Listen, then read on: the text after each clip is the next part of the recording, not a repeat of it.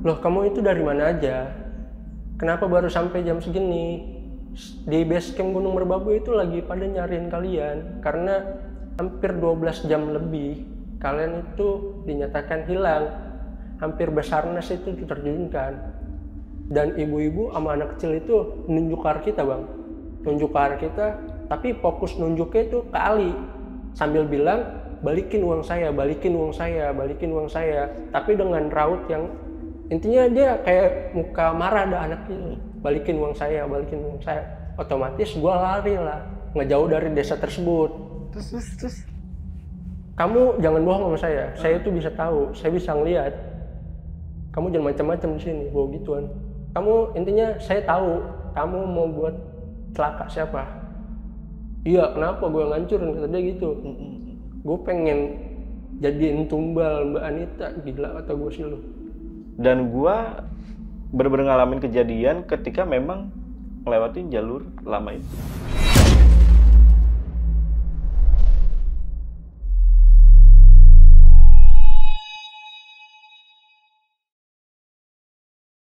Halo semuanya, kembali lagi di Lentar Malam bareng gue Jamal.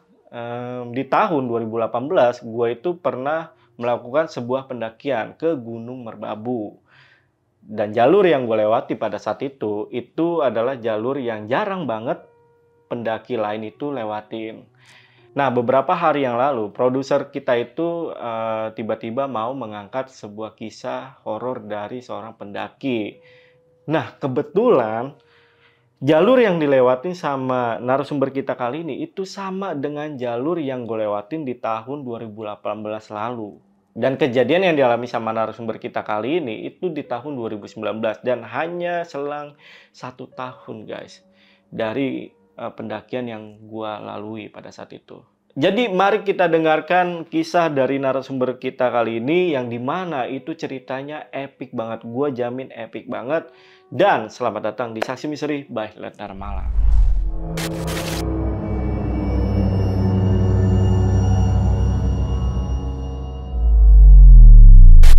Nah guys, di sini udah ada pendakinya nih. Kita sapa dulu aja, namanya Mas Yan. Mas Yan, apa kabar Mas? Alhamdulillah baik Bang. Mas Yan, ini Mas Yan tersesat ke desa gaib nih, Iya, pada saat melakukan pendakian nih Bang. Bener ya Bang? Bener Bang, gue bertiga itu 2 laki-laki 1 perempuan, dan 1 perempuannya itu lagi haid pertama Bang. Kita itu masuk ke 2 desa gaib yang berbeda Bang.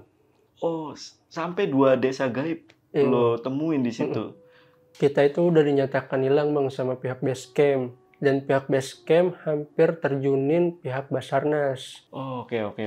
Sampai segitunya tuh ya pendakian lo kali ini ya. Iya. Oke, kalau gitu buat teman-teman yang penasaran, simak video sampai habis. Tapi sebelum itu seperti biasa, kalau kalian pengen jadi narasumber juga seperti Mas Yan, kalian bisa langsung aja DM ke Instagramnya Lentar Malam, itu ada di @lentarmalam.id, dan untuk linknya gue taruh di deskripsi. Atau kalian juga bisa hubungi kedua nomor yang ada di sini. Yaudah, buat teman-teman nih yang penasaran sama cerita pendakian dari Mas Yan, tonton video sampai habis dan tanpa basa-basi lagi. Saksi Misteri, kita mulai.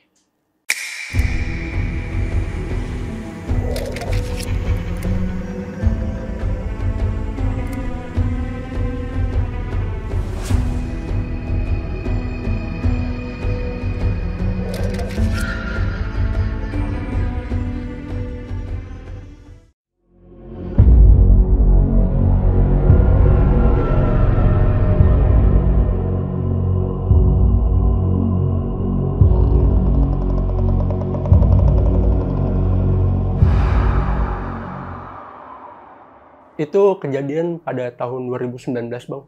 Tepatnya di bulan Mei tanggal 15 sampai 18. Oke.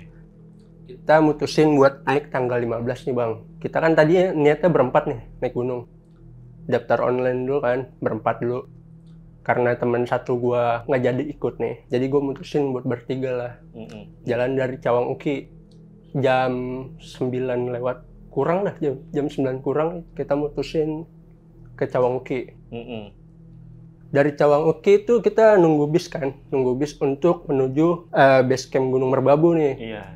Intinya terdekat dari Gunung Merbabu nih, terminal. Oke. Dari situlah kita mutusin buat naik bis. Setelah naik bis, kan tanggal 15 nih. Nyampe lah kita di tanggal 16 nih Bang. Tanggal 16 kita nyampe di salah satu terminal terdekat Gunung Merbabu. Kita nyampe di situ jam 7 pagi. Dari situ udah sampai terminal situ, mutusin lah kita buat beli perlengkapan logistik. Saya pribadi telepon pihak base camp Gunung Merbabu buat jemput kita. Jam 9 lebih dikit, setengah 10-an lah. Dijemput lah sama pihak base camp. Habis dijemput itu kan kita menuju base camp nih. Jalan kita kan jalan santai, nggak ada firasat buruk dulu nih, nggak ada firasat apa-apa. Masih have fun kan awalnya. Jam 12 siang, setengah 1-an, kita nyampe nih di base camp Gunung Merbabu. Dari situ, nih gue mutusin buat biar tidur dulu nih, kawan gue bertiga nih. Jadi kita mutusin buat tidur dulu, istirahat karena capek kan di perjalanan. Dari tidur itu, setelah tidur kita bangun nih jam setengah 4 sore. Kita buat masak buat persiapan logistik di atas kan. Setelah yang mau makan duluan, habis makan. Nih sebelum makan temen gue si perempuan, si Mbak Anita ini muntah bang. Muntah, bau banget, super bau. Itu keluar dari mulutnya cairan hitam bang. Cairan hitam, intinya hitam banget, itu melekat. Dia pas muntah, kecium tuh satu ruangan tuh, satu rumah base camp itu kecium aroma busuk. Busuknya itu kayak bangke, tapi bukan bangke tikus, kayak bangke manusia tuh yang udah semingguan gitu tuh busuknya. Bau banget tuh. Iya, bau. Jadi pihak base camp itu nanya ke gua, "Mas, ini temennya yang Mbak Anita ini sakit apa?" Saya jawab kan, "Enggak Pak, nggak ada sakit kok." Terus gua nanya kan ke Mbak Anita sakit apa? "Enggak Mas, saya nggak sakit, cuma belum makan aja." Itu masih positif thinking nih kita nih. Dari situ udah nggak mikirin apa-apa, ya udah Mbak Anita makan dulu, saya gituin kan. Saya yang kagak makan nih, karena ke pos maksi dulu kan. Gue mutusin buat ke pos maksi lah. Itu muntahan siapa yang beresin akhirnya tuh? Pihak base camp dan dia, Mbak Anita. Jadi disiram air dan wangi-wangi lah. Oke, lanjut. Jadi gue mutusin buat ke pos maksi jam 3.45. Dari situ kan abis ke pos maksi nanya dong, "Ini daftar online-nya kalian kok berempat, sedangkan kalian datang cuma bertiga?" Gue bilang, "Pak, yang satu lagi halangan nih, karena dia ada halangan buat kerja ya kan." Selesai dari itu kan pihak pos maksi itu nanya, jangan sampai kena malam intinya. Kalau naik, intinya kalau udah malam itu usahain buat camp, diriin tenda tuh di situ. Dari situ gue cuma mengiyakan aja, karena toh gue biasanya naik malam nggak kenapa-napa kan. Jadi biasa aja lah, pendaki ngeyelan lah jatuhnya kita. Gue terus ngelanjutin lah. Ya udah selesai dari itu kan udah kelar nih dari pos maksi nih. Balik lagi lah gue ke base camp. Dari base camp gue tanya dong ke Mbak Anita, udah siap nih packing barang? Udah Mas, katanya gitu kan. Dari situlah kita mutusin buat jalan. Pamitan lah yang base camp kan, "Pak, saya jalan duluan." Jam 4 lewatan itu kan gue mutusin buat trekking tuh. Sebelum pendakian doa dulu, biasalah doa. Setelah doa itu kan kita mutusin buat jalan. Gak jalan, nggak jauh dari pandangan kita menuju pos 1 nih, menuju pos 1. 400 meter dari pandangan kita ngelihat satu sosok monyet besar warna putih. Abang tahu nggak monyet kayak di Bali tuh yang Hanuman? Ya, seperti itu, tapi bentuknya monyet, tapi warna putih. Itu pandangan matanya menuju ke kita semua bang, kita bertiga nggak putus. Gue mikir kan, mungkin monyet biasa nih yang lewat atau gimana kan. Iya, Merbabu itu banyak monyet emang. Setengah 5 udah mau masuk ke pos 1 nih, setengah 5-an, karena kita kan jalannya ngebut nih, kayak ngebut gitu, tapi tetap santai. Setengah 5-an itu monyet dari setiap ranting ketemu ranting itu monyet ngikutin kita bang. Sepanjang perjalanan. Ngikutin kita, tapi setiap ketemu ranting itu monyet matanya ke kita semua. Kita naik itu weekday itu kan jatuhnya, sepi pendaki. Jalan-jalan itu monyet matanya tetap ke kita, fokusnya ke kita. Pas udah pengen menuju pos 1, ada pikiran nih, gue berdua sama Mbak Anita. ini kita diliatin kenapa, ada buat kesalahan apa, ya kan? Toh kita datang cuma buat have fun ke sini kan. Jalan-jalan-jalan, hampir jam 4.40 tibalah di pos 1 tuh. Apa lo ya? Gokil. Lanjut. Dari pos 1 itu biasa pendaki kan, nyebat, minum lah, santai-santai dulu. Itu monyet masih ada, tetap mantau kita. Di ranting 100 meteran lah, masih mantau kita. Ngeliatin kita bertiga. Gua di situ nggak lama-lama di pos 1. Karena buat, kayak buat apa sih lama-lama di sini. Kita tuh intinya biar kagak sampai maghrib lah di jalan. Dari pos 1 itu kita menuju buat lanjut ke pos 2 nih. Si monyet tetap ada ngikutin kita nih. Melihatnya kita bertiga. Tibalah di jam 5 itu kita sampailah di pos 2 karena nggak terlalu jauh tuh. Iya.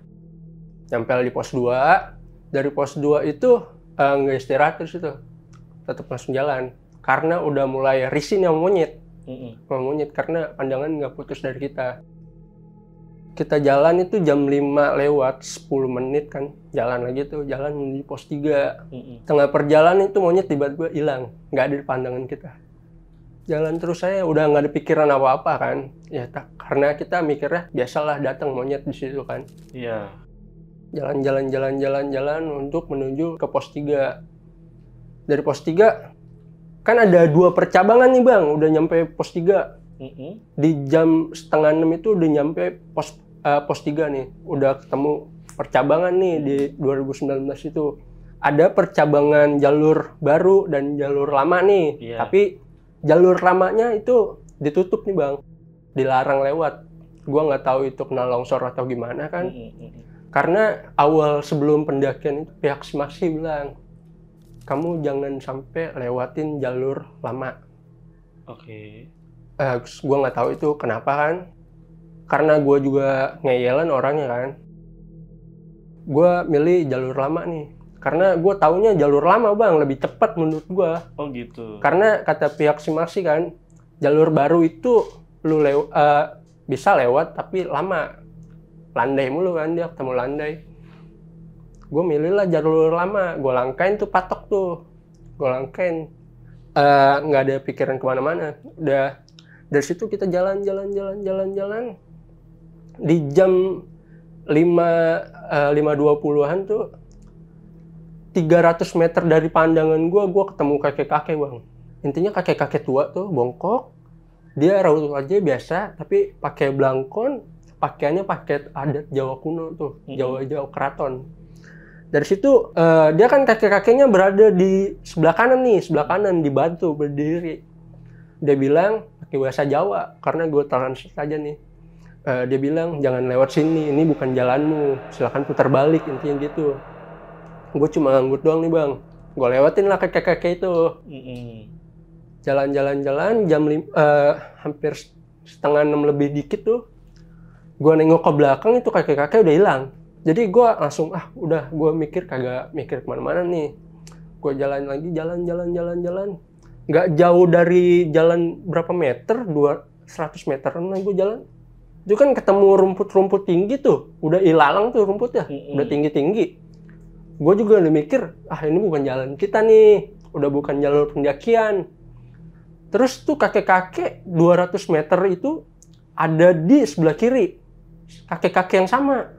Ada lagi Di bawah batu dia pakai nada kasar, dia bilang ke kita, pakai bahasa Jawa kasarnya. Intinya jangan lewat sini, udah saya peringatin jangan lewat sini. Silakan putar balik. Gue langsung mikir, ayo kita putar balik nih, kita putar balik. Putar balik lah kita. Mutusin buat lewat jalur baru tuh. Jalan. Lewatin patok yang tadi. Di sebelah kanan patok itu ada pohon besar nih Bang, pohon besar. Gua itu nyium aroma sesajen tuh, aroma dupa. Gua udah nggak mikir kemana-mana kan. Toh dupanya gua cari kagak ada kan. Nggak jauh jalan itu kan, jalan ngelewatin pohon itu kan. Itu gua denger suara dupa jatuh. Dupanya pecah gitu, kayak suara genteng jatuh tuh, perang. gue otomatis nengok belakang dong. Gue nengok ke belakang, itu ada dupa, tapi pecahan semua. Pecahan itu, dupa-dupanya pecahan, intinya udah amburadul tuh. Toh kita pengen, jatuhnya gue pribadi niatnya pengen nyentuh kan. Tapi ada keraguan di gue. Ragu lah gue. Jadi gue mutusin, ayo Li, gue gituin kan. Satu temen gue laki-laki buat sweeper gitu itu. Jatuhnya gue langsung jalan lah. Gak usah ada yang nyentuh, gue gituin kan. Kita mutusin buat jalan, udah kena maghrib tuh di perjalanan menuju pos 4. Ini lewat jalur baru? Lewat jalur baru, emang agak lama bang jalur baru tuh. Pokoknya hampir maghrib itu, sampailah kita di pos 4. Di pos 4 itu udah nggak ada apa-apa nih. Udah nggak ada apa-apa, dirin tenda lah kita, mutusin jauh dari pendaki, ada pendaki nih, 4 tenda apa berapa gitu, 4 tenda seingat gue mutusin buat mojok nih, tendanya paling pojok, ada tebing. Kayak tebing lah, entah itu legukan gunung apa gimana kan, intinya gue paling pojok di situ, dirin tenda lu situ. Setelah dirin tenda, nggak ada mikir apa-apa, karena udah malam juga kan. Dirin tenda, gue mutusin buat buka nesting dan lain sebagainya, masak lah, buat makan kan. Habis dari situ kan makan. Setelah itu selesai kan, dari situ jam 6 lewatan, setengah 7-an gitu kan, udah selesai nih makan. Kita ngobrol-ngobrol santai. Lu besok mau kemana gitu kan, besok ada apa kan, apa kita mau nanjak lagi, gue gituin kan. Selesai dari itu, jam 7 kita mutusin buat tidur lah bang. Awalnya tidur pulas nih bang, jam 9 itu si Mbak Anita bangunin gue. Dia itu baru haid pertama bang, dia baru nyadar itu di pos 3. Ada intinya, ada perut sakit lah intinya. Bang, anterin gue, bangun mas, bangun. Di jam 9 lewat 10 itu gue bangun lah. Kenapa nih, gue gituin kan, anterin gue buang air kecil bang, sekalian buang air besar, niatnya gitu kan. Gue anterin nggak jauh dari tenda gue nih. Si Ali ini tidur, temen geng cowok. Gue mutusin nggak jauh dari tenda, gue naik ke lekukan tebing itu kan, gue gali buat dia buang air kecil dan buang air besar. Gue bilang juga kan, lu kan lagi haid, gue gituin. Usahain itu air kencing lu sama buang air besar lu jangan sampai kena tanah. Bawa plastik. Dia awalnya pengen itu kan, gue melipir ke bawahan karena dilakukan di bawahnya, dari tempat dia itu kan. Itu si Mbak Anita tiba-tiba nggak jadi buang air besar bang, nggak jadi buang air kecil. Tiba-tiba dia mutusin, bang, ayo turun, dengan raut yang ketakutan bang, mukanya takut, pucat, keringetan di mana-mana kan. Ayo bang, kita turun, balik lagi ke tenda. Nggak jadi gue, katanya gitu kan. Kenapa, gue tanya kan, udah nggak jadi gue. Ya udah, gue nggak nanya apa-apa, karena setiap pendakian biasanya kan kalau ketemu apa-apa ceritanya di bawah tuh, nggak boleh di pendakian kan. Dari situ dia mutusin, yuk kita balik tenda nih. Udah, kita balik tenda. Dari tenda itu tidur lah. Otomatis gue nggak jadi tidur nih, tidur ayam lah, tidur melek gitu, merem. Nggak tidur. Jam setengah 11, 12 tuh kan dia tidur nih, udah pulas nih. Tetap gue nggak tidur. Dia itu bilang, intinya, jangan ajak aku, jangan bawa aku nih. Mbak Anita ngomong, ngigonya gitu. Jangan bawa aku nggak mau ikut sama kamu. Nggak lama dari dia ngomong gitu kan, itu gue denger di kelilingan tenda gue itu ada yang bilang, Kak ayo main kak, suara anak kecil. Kak ayo main kak. Gue mikir kan, ini anak kecil dari mana? Apakah dia pendaki kan, ngajak main si Anita kan? Ayo kak main sama aku, ikut sama aku gitu kan. Gue udah ada pikiran gak tenang nih di situ tuh, udah pikiran buruk dan lain sebagainya. Si Mbak Anita itu tiba-tiba ngigo lagi, jangan ajak aku nggak mau ikut sama kamu, aku nggak mau sama kamu. Karena gue juga nggak mau bangunin dia kan, gue mutusin biar tidur nih, karena kita mutusin summit nih jam 3. Jam 3 kita harus summit. Gak gue bangunin nih, jam 1 malam itu Mbak Anita udah Intinya udah nggak ngigo lagi, udah nggak ngigo. Tapi gue jaga-jaga, takutnya dia ngigo, takutnya kan hipotermia. Itu yang kita takutin kan, hiponya. Jadi gue nggak tidur. Kita mutusin tidur lagi karena gue tidurnya tidur ayam. Jam 3 itu kita bangun bang. Gue bangun, ayo bangun summit gue gituin kan. Dari summit itu nggak ada kejadian nih. Sebelum summit itu gue nanya dulu sama pendaki 400 meter dari tenda kita. Dia kebetulan nggak tidur katanya kan. Gue tanya, gue samperin kan sebelum summit. Nit, lu tunggu sini, gue pengen ke tenda depan. Ternyata emang pengen nanya ke situ kan. Gue nanya ke dia, bang, lu ngelihat suara anak kecil apa anak kecil gak di tenda gue? Terus dia bilang, bang, iya bang, gue ngelihat semalam di jam 12 lewatan gitu. Jam 12 sampai setengah 1 gue ngelihat sosok anak kecil, 2, laki-laki dan perempuan. Kakinya itu bolong bang, tulang-tulang kelihatan kata dia. Tulang-tulangnya kelihatan. Terus tangannya yang perempuan itu luka bakar, kayak luka-luka bakar. Nah yang laki-laki karena dia yang begini kan, kata pendaki yang itu kan, itu nggak ada hidungnya bang, hidungnya rata. Gue udah nggak mikir kemana-mana, karena gue juga takut kan. Yaudah bang, thanks, gue gituin kan. Ya bang, thanks. Gue mutusin buat summit duluan. Kebetulan dia juga pengen summit kan. Dari situ, yaudah bang, gue summit duluan. Kita jalan, gue mutusin kan. Gue sebelum summit tuh pamitan dulu sama pendaki yang 400 meter karena dia deket sama tempat summit nih lewatnya. Kita ngelewatin dia, bang, gue duluan summit.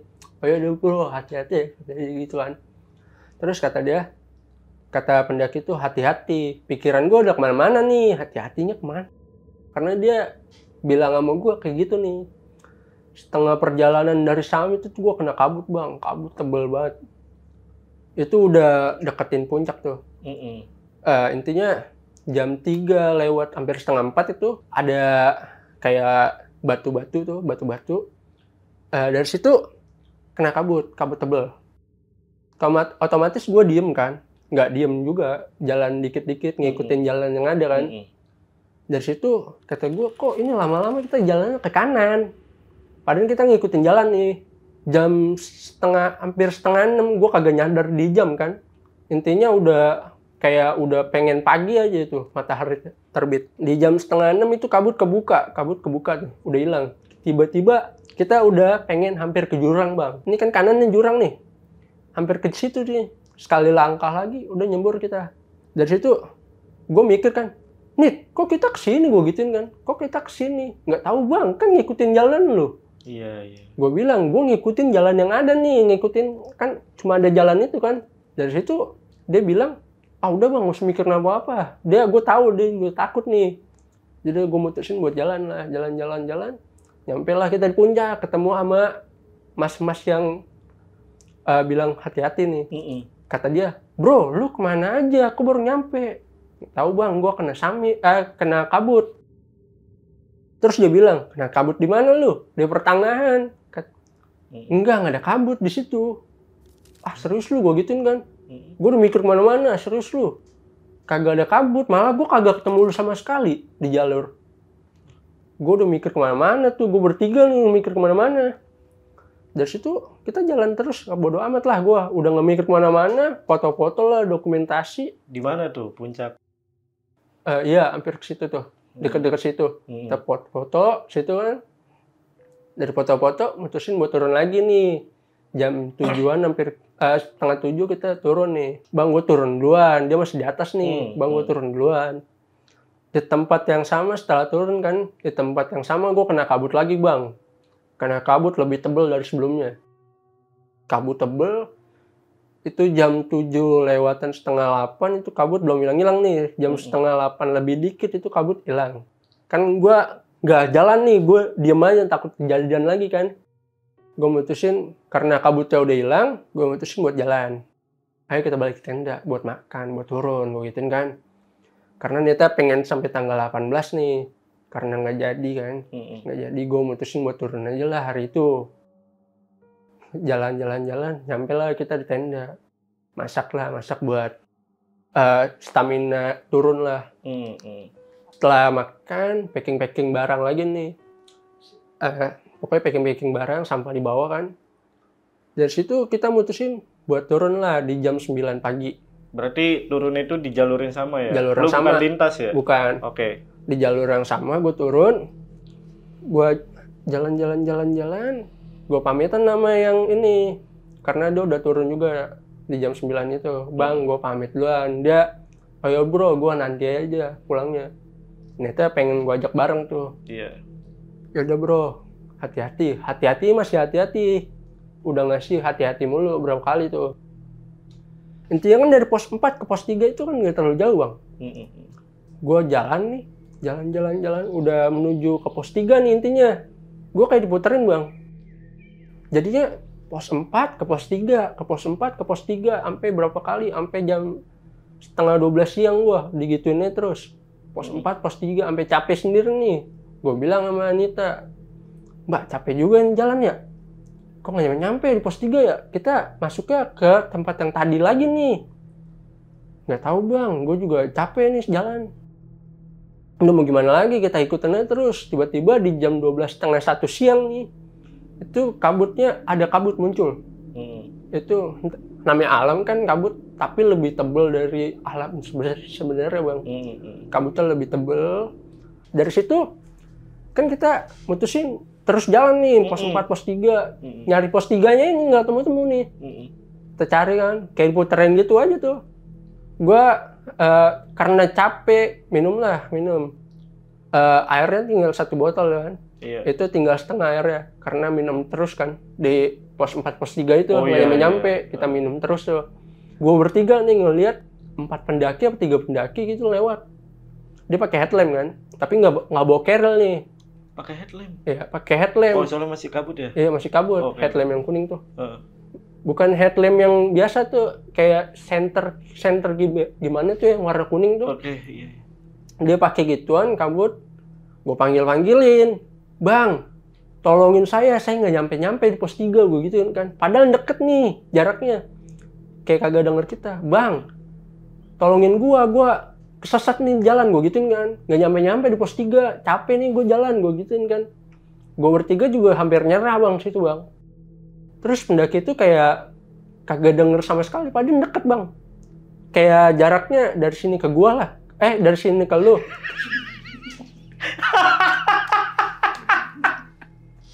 Dari sini ke gua.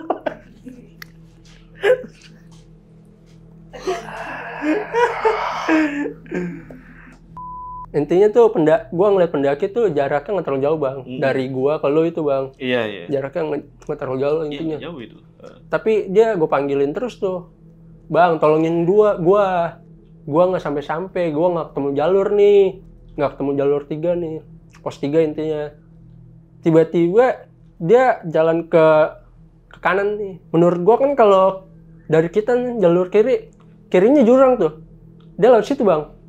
3 pendaki apa 4 pendaki lewat situ. Dia lewat gitu kan. Gue bilang tuh ke Mbak Anita, apa kita ngikutin aja ke dia? Ya udah bang, gimana baiknya aja. Toh dia lewat situ, mungkin itu jalan semestinya kata dia. Gue ngikutin lah, mutusin jalan ngikutin dia di jam 1 siang itu. Karena gue sempet ngeliat jam itu jam 1 siang. Sebentar. Tadi lu bilang kalau misalnya di sebelah kiri jurang. Kanan kan jalurnya? Iya, kalau kita turun kan kanan tuh. Iya. Sebelumnya lu lewat situ juga? Sebelumnya gue lewat situ. Tapi kalau jalur kanan itu kan, kalau kita naik itu kan jalur kiri jurang. Iya. Kalau kita turun di jalan kanan jurang tetap. Oke. Jadi kita otomatis ngikutin dia karena dia lewat situ biasa-biasa aja bang. Oh, yang dilihat jurang. Iya, tapi yang kita lihat itu jurang. Pas naik itu kan jurang tuh kirinya. Karena gimana ya? Dia lewat situ, pas kita ngikutin dia itu ada jalan bang kecil, jalan setapak tuh. Jadi kelihatan doang kayak jurang. Iya, kelihatan kayak jurang. Oke. Kita ngikutin dia. Habis ngikutin dia tuh ngikut. Di jam kita nggak nyadar itu udah hampir sore bang. Udah sore banget itu jam 5 sore. Tuh si pendaki itu gue panggilin terus bang, sambil pakai headlamp tuh gue nyalain otomatis kan, karena kabut kan. headlamp kuning gue nyalain, kedap-kedip tuh, emergensi kan jatuhnya gue kan butuh pertolongan banget nih. Bang, tolongin gue nggak sampai tungguin apa gue gituin kan. Dia jalan dari jarak pandang gue yang deket itu tiba-tiba kayak jauh bang, lama-lama jauh. Bang, tolongin gue, tungguin gue gituin kan. Intinya udah pengen masuk maghrib itu 5:30, jalan dia masuk ke bawah, ada desa tuh di bawah, rumah panggung. Kita ngeliat dari jauh itu rumah panggung. Intinya kita kan ngikutin terus tuh pendaki itu. Ada tulisan tuh Gapura, intinya Gapura ada tulisan Jawa tuh. Gua nggak ngerti, intinya kayak selamat datang lah. Kan masih jauh tuh desanya. Tapi kita ngeliat, kita bertiga tuh ngeliat. Itu pendaki tiba-tiba hilang bang, nggak ada. Di pandangan kita nggak ada. Jalan, udah pengen masuk lah ke desa itu. Udah masuk, baca bismillah, tau kita masuk kampungan orang kan permisi juga kan. Permisi, karena air udah pengen habis nih, udah habis lah intinya. Udah tinggal dikit tuh. Minum 1 tutup botol doang itu, 1 tutup botol. Jalan, ada 8 rumah nih.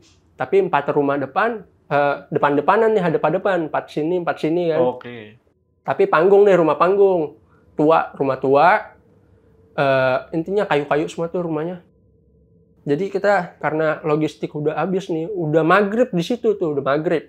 Gua mutusin buat ke rumah depan ini karena rumahnya ada lampu kuning nih, lampu kuning. Lampu kuning dulu tuh yang bolam. Itu lampu nyala. Gua gedor-gedor kan. Assalamualaikum, tok, assalamualaikum, gue gituin. Pak, minta tolongin saya, air saya habis, saya pengen minta, gue gituin kan. Tok. Karena kagak ada sautan, ada spot tempat ngintip kayak kayu kan, masih kayu lama tuh, bukan jendela kaca tuh. Ada spot camp, ada spot tempat lihat. Gue mutusin, gue nyuruh kan ke Mbak Anita. Mbak, coba intip dah. Intip, kali ada orang, gue gituin kan. Mbak Anita ngintip lah. Ada kok kak, mas, ada orang. Tapi anak kecil 2. Terus dia, Mbak Anita itu mukanya muka ketakutan kan. Ah serius lu 2? Iya bang, 2. Terus dia milih mundur kan. Mana sih gue aja yang lihat. Ada spot, gue ngintipnya jadinya. Ada pintu kayu. Di bawahnya itu ada spot ngintip tuh 2. Intinya bolongan kecil tuh. Gue ngintip lah di situ. Iya ada kaki nih 2. Lari-larian tuh di ruang tamu. Gue gedor-gedor kan tetep. Dia minta tolong. Saya minta tolong. Air saya habis. Gak ada sautan apa-apa nih. Itu di jam 6:30 gue mutusin buat ke rumah depannya nih, rumah yang depannya. Kan masih tetap panggung nih. Belum nyampe depan pintu rumahnya itu ada suara ibu senandung sinden Jawa bang. Sinden Jawa yang keratonan banget itu. Di situ gua mutusin ketok-ketokan. Mulai ada gelisah gimana karena sinden Jawa kan. Gua ketok-ketok, Bu, assalamualaikum bu. Minta tolong, air saya habis. Saya pengen minta air buat minum perjalanan. Gua ketok-ketok, tetap nggak ada sautan nih. Gua nengok kanan kiri itu suasana desanya itu sepi bang, kayak tanpa penghuni. Itu daun-daun di mana-mana tuh, daun-daun kering tuh. Terus kagak ada lampu jalan juga, gelap semua kanan kiri. Tetap itu rumah 2, tetap ada lampu nih. Ada spot ngintip juga, kayak bolongan tuh. Gue intip lah. Ada ibu-ibu bang, cantik pakai pakaian Jawa kuno tuh. Pakai konde. Intinya kayak di make upin gitu kan. Intinya mas cantik lah. Pakai rok, pakai kemben tuh. Dia sambil sinden Jawa tuh. Tapi madepnya ngebelakangin kita. Sinden Jawa. Gua ketok-ketok terus tuh, Bu, minta tolong, air saya habis. Kagak ada sautan juga nih bang. Tetep dia nyinden lah. Semakin kita gedor nih, nyinden itu semakin nyaring bang. Semakin kenceng ya. Gua gedor-gedor tuh. Sepengiraan gue itu di jam 7 malam itu. Gua gedor-gedor terus tuh. Karena nggak ada sautan sama sekali nih, gue mutusin, kagak ada sautan. Mungkin emang nggak ada respon dari warga sekitar mungkin. Yaudah nih, kita jalan lah. Ayo nih jalan. Ikutin desa, ada jalan juga, jalan gede tuh kan. Kita jalan. Kita ngelewatin 4 rumah nih, yang sangat gelap banget nih. Tapi rumah yang 4 rumah ini nggak kerawat sama sekali bang. Kayak udah dimakan rayap sama sekali tuh. Jadi kita jalan. Ada 2 rumah nih, yang depan, yang pintu keluarnya tuh ada rumah. Oke. Tetap rumah panggung, karena di situ gue ngeliatnya rumah panggung semua. Tapi yang 2 rumah ini ada kayak halamannya. Yang terakhir itu ada halamannya. Tapi ini goyang-goyang lampu kuningnya. Goyang-goyang, gue gedor lah yang sebelah kiri nih, kiri rumah. Gue gedor. Tok. Assalamualaikum. Mau minta tolong Pak, Bu. Minta air saya habis, saya gituin kan. Nggak ada sautan sama sekali. Gue mutusin ini kita ke rumah depannya.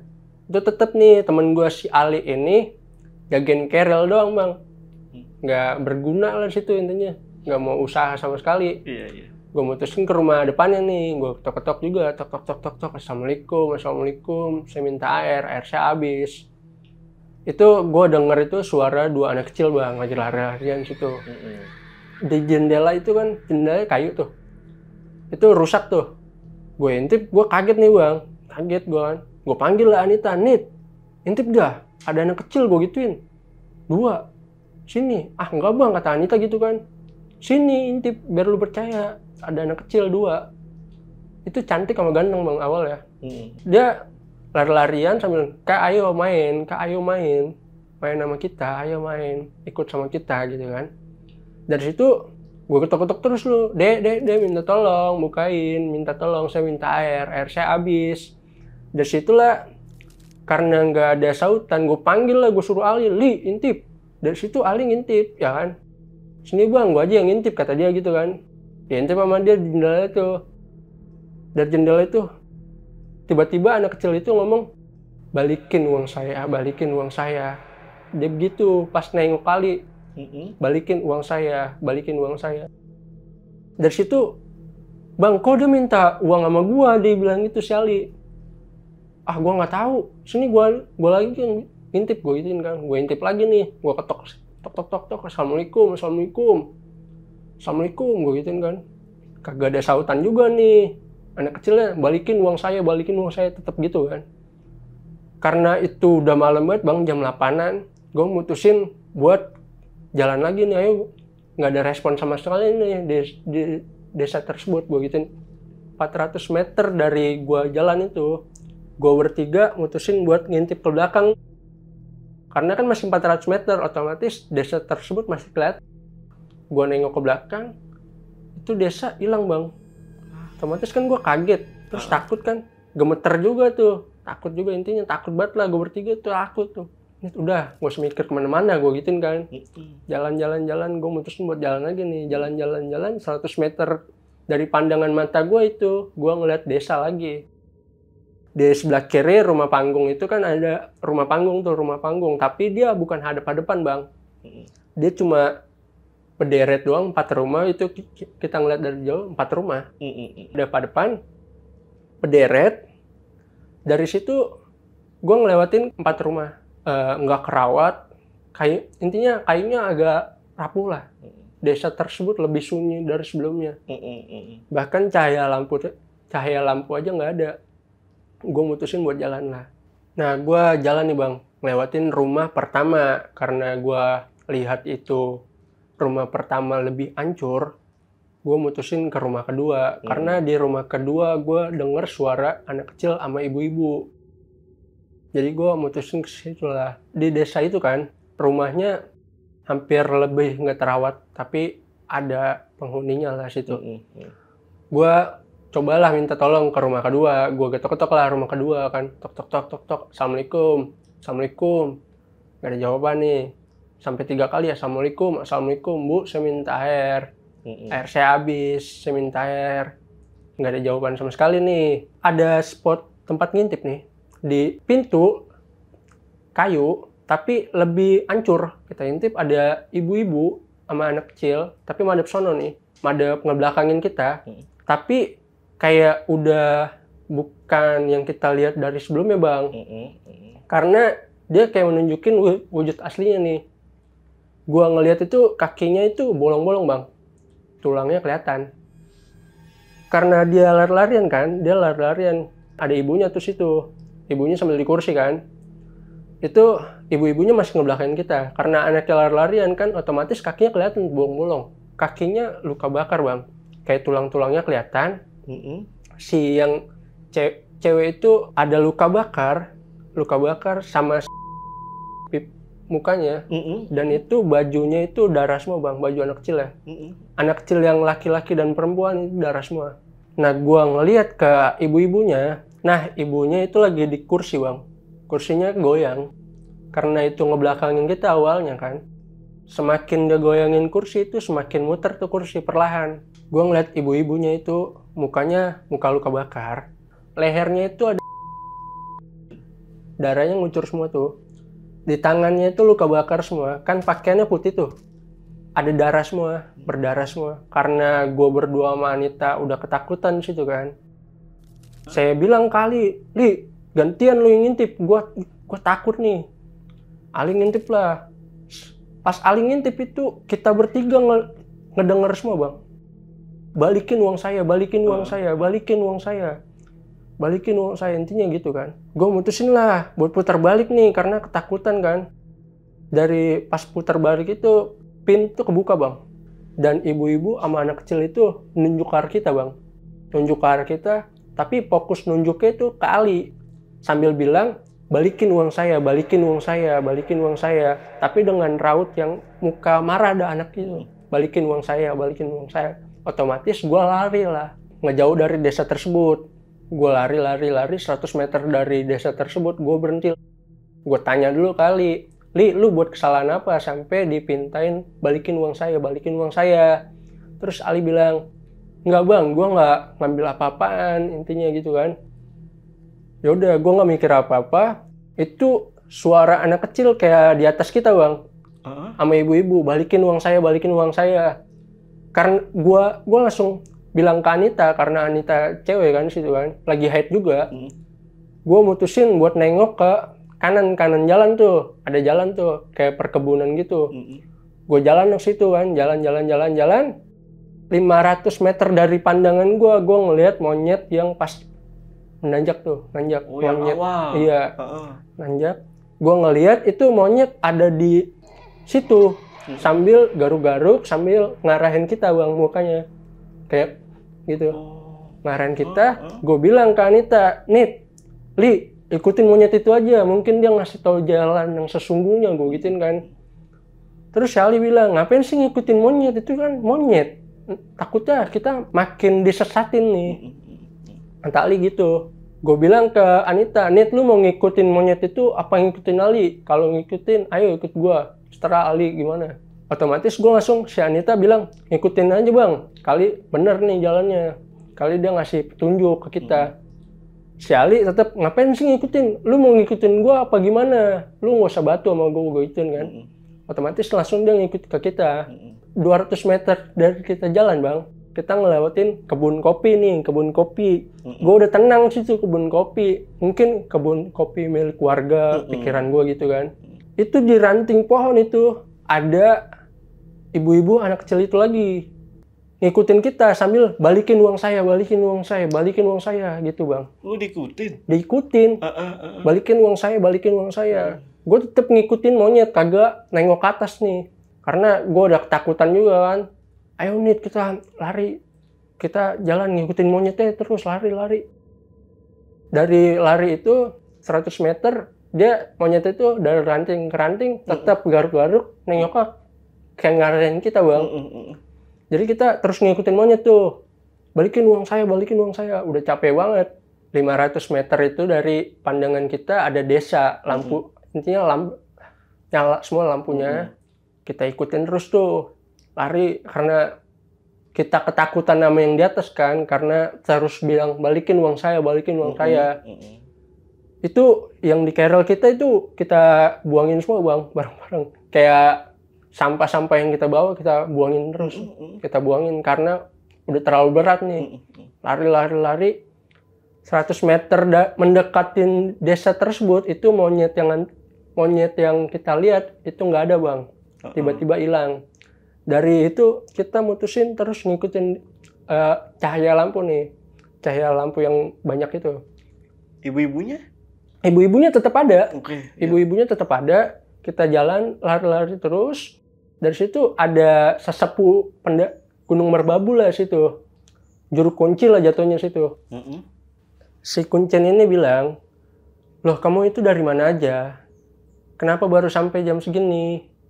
Di base camp Gunung Merbabu itu lagi pada nyariin kalian. Karena hampir 12 jam lebih kalian itu dinyatakan hilang. Hampir Basarnas itu diterjunkan. Kamu tahu, itu yang kamu lewatin ada kebun kopi kan? Iya pak, segitu. Di kebun kopi itu belakangnya jurang. Asal kamu tahu, jurang. Gue bilang ke Anita, jurang? Enggak ya, itu jalanan kan? Iya, itu jalanan kata Anita. Enggak, itu jurang yang kalian lewatin. Kalian dituntun sama siapa? Sama monyet pak. Terus si bapak itu bilang, yaudah ayo kita ke rumah bapak. Ke rumah Kuncen tersebut tuh. Itu kuntilanak itu udah nggak ada bang, nggak ngikutin kita. Jadi pas ada Kuncen itu udah hilang. Oke. Iya. Pas nyampe rumah kakek tersebut bilang, nunjuk ke Ali kan, kamu ini tujuan ke gunung saya tahu buat apa. Langsung to the point tuh kakek itu. Saya tahu tujuanmu apa. Otomatis si Ali bilang, loh kok ke saya pak? Saya nggak ada tujuan apa-apa. Saya niatnya pengen have fun, awalnya gitu. Dari situ si Kuncen bilang, jangan bohong sama saya. Kamu kesini itu bawa keris. Saya tahu isi keris kamu apa. Gue nanya dong, apa kayak isi keris itu? Kamu ikut pengajian ilmu hitam kan? Begitu nama kakek itu, ilmu hitam. Terus. Kamu jangan bohong sama saya. Saya itu bisa tahu, saya bisa ngelihat. Kamu jangan macam-macam di sini, bawa gituan. Terus si Kuncen itu bilang, kamu itu pengen nyelakain Mbak ini kan? Gue otomatis langsung kaget. Hah? Lu bener nih pengen nyakitin Mbak Anita? Gue gituin kan. Terus dia nggak jawab, enggak bang, gue di sini pengen have fun. Terus dia bilang, si Kuncen itu, keluarin keris yang ada di tas kerelmu. Keluarin. Ada keris kecil kan. Di sela itu dibuka pertama di tempat yang ada sleeping bag itu, tempat sleeping bed. Di dalam sleeping bag ada keris kecil. Sampai sedetail itu? Iya. Oke, lanjut.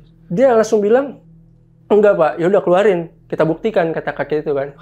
Kita buktikan, kalau itu benar, berarti kamu ngebohongin mas ini dan mbak ini, gitu. Kata Kuncen tersebut. Gue bilang, Li, lu gak usah bohong lagi, udah buka semua tuh. Gue carilah, dibuka kan, gue carilah sleeping bag yang dimaksud nih. Gue cari, apa ya di sini kayak, ya di situ kata kakek tersebut, kata Kuncennya. Coba buka, gue cari nih, kagak ada, nggak nemu. Gue keluarin lah sleeping bagnya, gue keluarin, ada keris bang kecil. Beneran. Ada. Tapi keris tua, Coba kamu buka, nggak berani lah, gue buka. Coba kakek aja yang buka, gue gituin kan. Yaudah, ini saya buka, tapi ini saya sita. Nggak bisa lagi. Dari situ, si Ali kayak ngeberontak gitu, bang. Jangan ngambil lah, itu kan barang saya. Matanya merah nih, si Ali. Jangan ngambil, itu barang saya, barang kakek saya. Dia bilang gitu. Saya bilang dari kakek, ini kamu ikut ajian ilmu hitam intinya. Ini barang saya sita, daripada kamu nyelakain si mbak ini.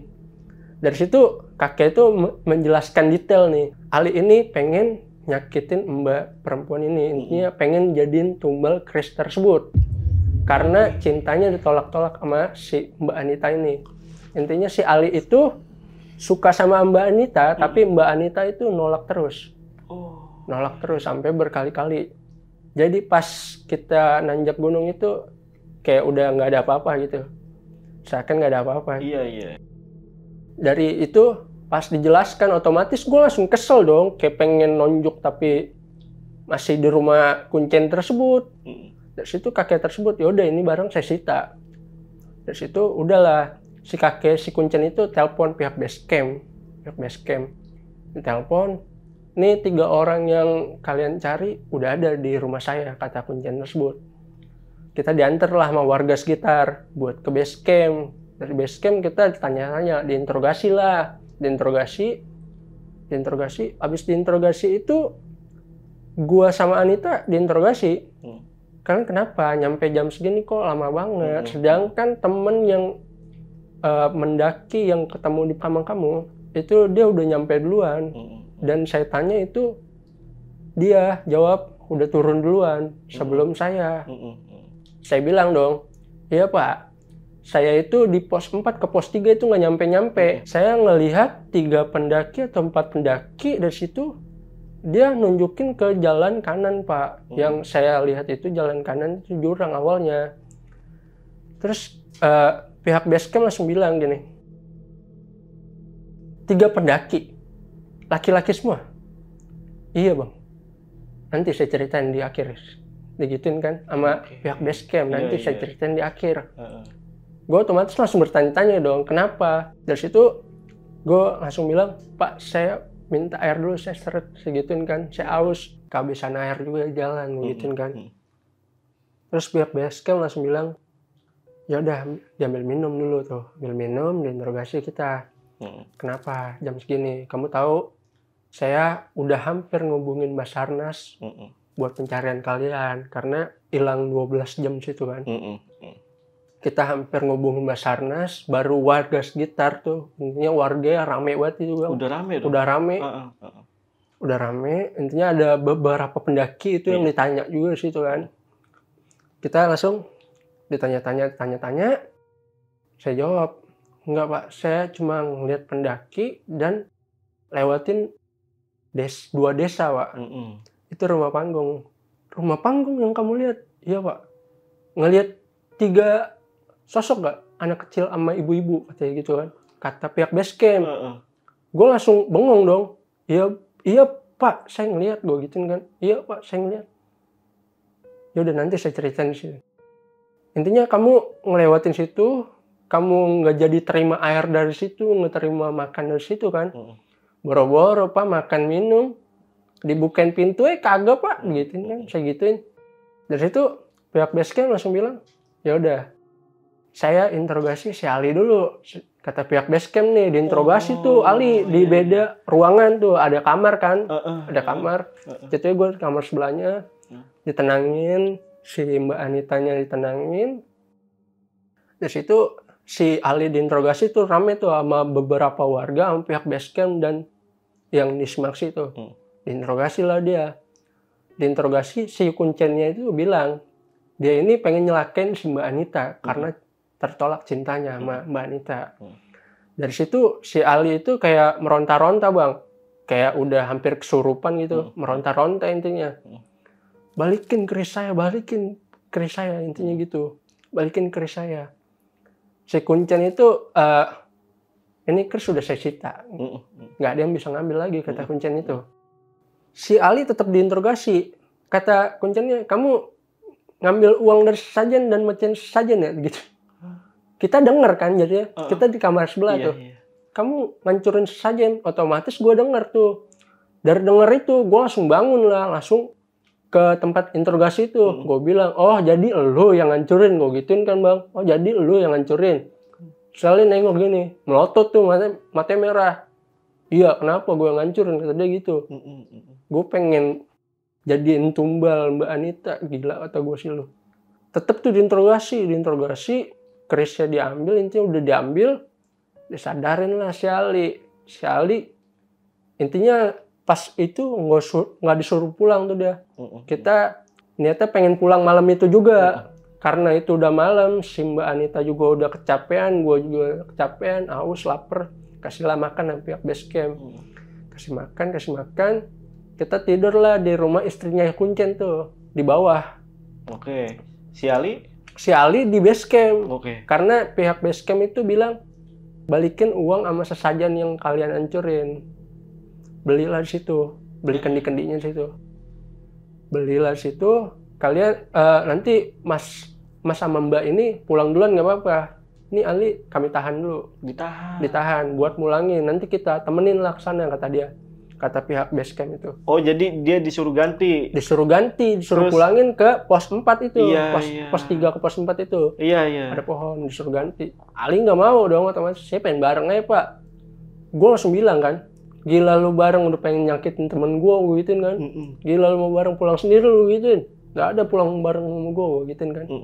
Di situ gue putusin buat ke rumah istrinya Kuncen. Di istrinya Kuncen udah, kamu tenang-tenang aja. Itu kayak ada, gue denger itu suara anak kecil bang, kak main. Tapi itu Kuncen bilang, udah kamu tenang aja, nggak bakal masuk dari sini, nggak bakal bisa.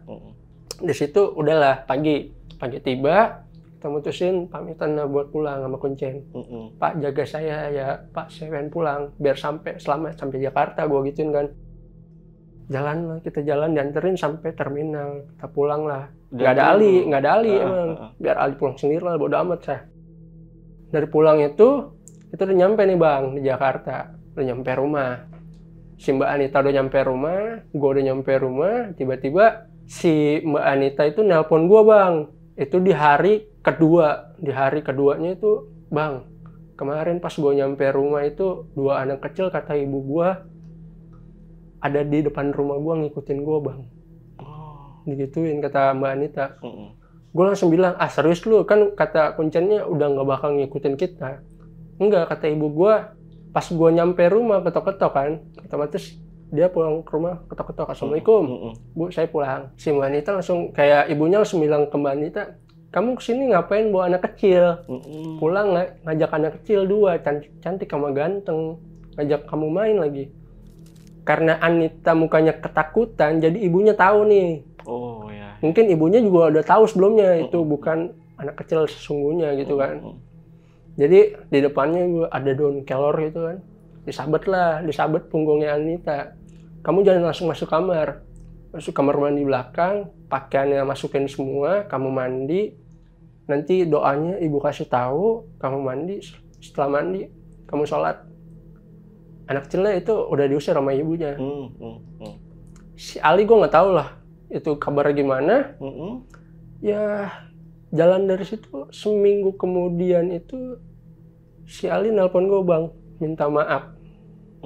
Minta maaf. Otomatis gue kayak udah ngelos kontak kayaknya pengennya. Iya. Udah kesel banget itu. Cukup tahu lah ya. Dari situ kita udah selesai tuh lost kontak. Udah nggak ada apa-apa, udah tenang kita jadinya. Udah sama-sama pulang. Terus si pihak Basecamp jadi ngejelasin nggak soal 3 pendaki sama kenapa ada desa di Merbabu itu? Iya, pihak Basecamp itu ngejelasin di telepon karena ada banyak warga di situ kan. Oh, di telepon pas via udah VC. Di Jakarta? Iya, via VC pas udah nyampe Jakarta, udah nyampe rumah masing-masing nih. Hari berikutnya. Pas Mbak Anita diikutin itu. Iya, bilang apa itu? VC kita bang. Video call. Okay. Video call, ditanya lah, kamu tahu nggak ini pendaki yang hilang 3 itu, kamu lihat kan? Ini pendaki yang hilang dari sebelum 1944 kata dia. Intinya sebelum Indonesia merdeka. Wih, lama banget. Itu pendaki hilang di pos 3 dan ke 4 tuh. Hilang jatuh ke jurang. Antara pos 3 sama pos 4? Ya, jatuh ke jurang tersebut. Mungkin kamu ngikutin dia, ngikut ke jalan dia, pengen dibawa, jatuh juga mungkin, kata pihak Basecamp gitu. Nah, kalau ke desa tersebut, kamu ngelihat ibu-ibu sama anak kecil itu, rumah tersebut memang ada sebelumnya. Itu di 1946-an lah. Itu rumah tersebut ada, cuma kayak terbakar dan terbengkalai. Dan ibu itu suaminya. Jadi dia udah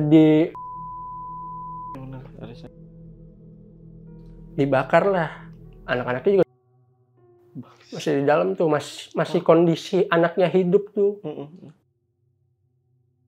Jadi mereka kayak cari sosok bapaknya nih, kata pihak Basecamp gitu. Dari situ terus karena gue di VC itu ngelihat Mbak Anita udah ketakutan, gue bilang, Pak udah yuk stop sampai sini, nggak usah cerita lagi. Kata Anita, iya Pak, karena kita udah nyampe Jakarta dengan selamat, katanya gitu kan.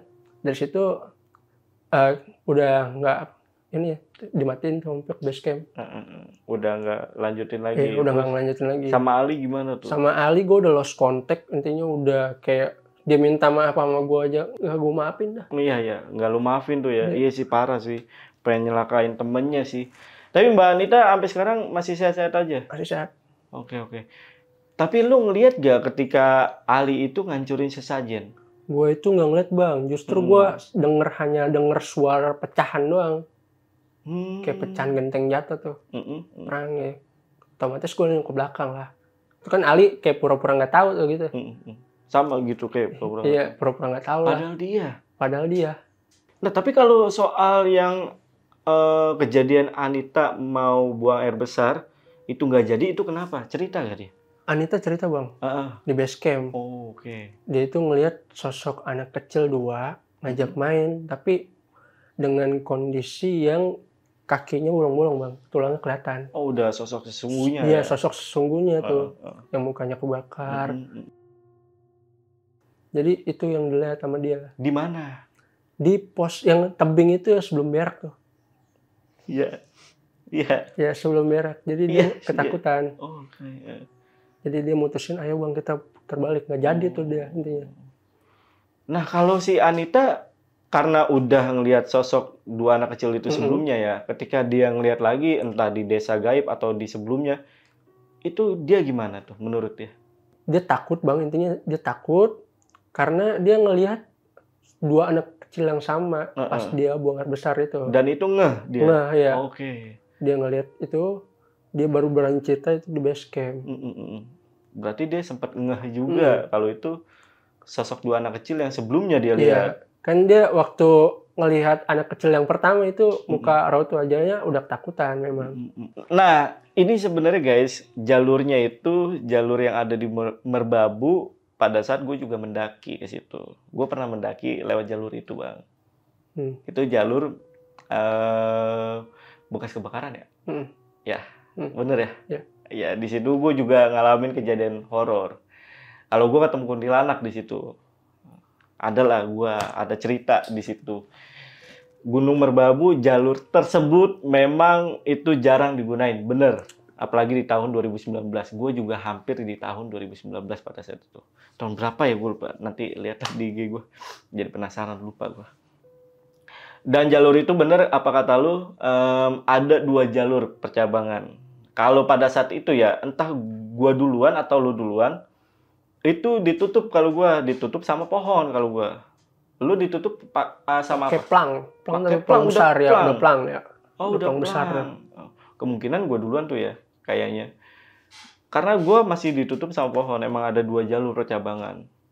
Dan gue bener-bener ngalamin kejadian ketika memang ngelewatin jalur lama itu. Bener loh. Ya itulah ya, Merbabu tuh ya. Tapi dibalik itu semua guys, Merbabu itu adalah gunung yang paling wajib didaki. Bener gak bang? Iya. Karena cakep ya. Indah. Cakep banget ya. Bener, cakep banget. Kalian bisa lihat di sosmed atau di YouTube juga, lihat Merbabu itu gokil banget lah. Tapi maksud dari kita ngangkat cerita horor juga ini bukan untuk menakut-nakuti ya. Ini sebagai pelajaran aja bahwa jangan sembarangan lah ketika naik gunung dan benar-benar harus diperhatikan alat dan segala macamnya. Kalau nggak mau terjadi hal seperti itu ya. Oke, Mas Yan, thank you udah datang ke Lentar Malam. Titip salam buat Mbak Anita ya. Paling gue udahin video kali ini. Gue Jamal dari Lentar Malam dan Mas Ian izin pamit. Bye.